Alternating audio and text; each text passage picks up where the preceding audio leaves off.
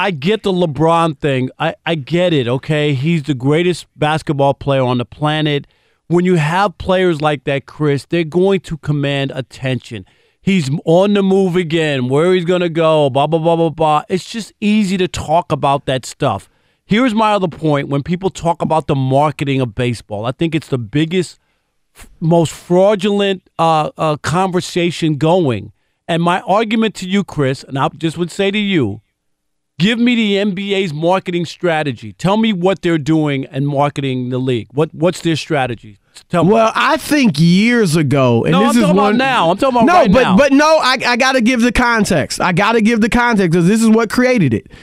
I think David Stern is the best commissioner in American sports history, and I think he is because he made a decision to market individuals rather than teams.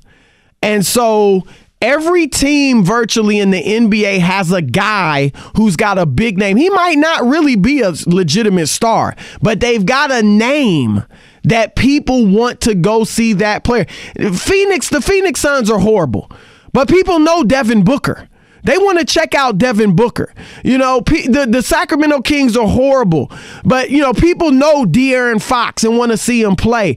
I mean, Rob, you can't just act like this is just some people's opinion. There was a story in the Washington Post last week that said the Q rating of Mike Trout, who may not only, he's clearly the best player in the world right now, but people are saying, and I think it's legit, he is in the discussion, could be for at least one of the greatest players of all time. Yeah, but the only problem is, and this is the and issue. Let me finish. His Q score, his Q rating is the same, 22, as Kenneth Faried, who is an NBA journeyman, doesn't even start. How is that?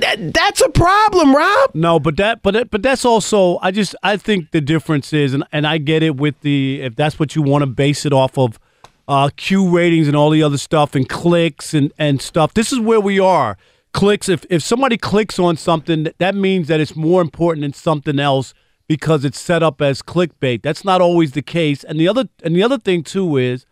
What was the marketing strategy for Barry Bonds and Mark McGwire and Sammy Sosa? There wasn't one. And you know what? They were the talk of the country. You know why? Because they did extraordinary stuff that people. That was 20 years ago. No. But my point is, it's a different world. There was no social media. No. That's not the different. The difference is what I'm trying to say, Chris. Hear me out. Is that you have to have, along with Trout being that player who plays for a team that doesn't make the playoffs, and he's kind of a quiet, ho-hum kind of guy, it's hard for people to get worked up about him or interested. So I just think it's one of those things. On one side, you have the NBA that has LeBron James. If Kawhi Leonard was the best player in the NBA and there was no LeBron James, you would be talking about the same thing because Kawhi Leonard is a quiet guy who people aren't that. Do they talk about him? Yeah, they want to know where he's going. But he doesn't have a personality. If Kawhi Leonard, to me, would be Mike Trout. It would be the same. You would have the same situation if Kawhi Leonard was the best player in the league.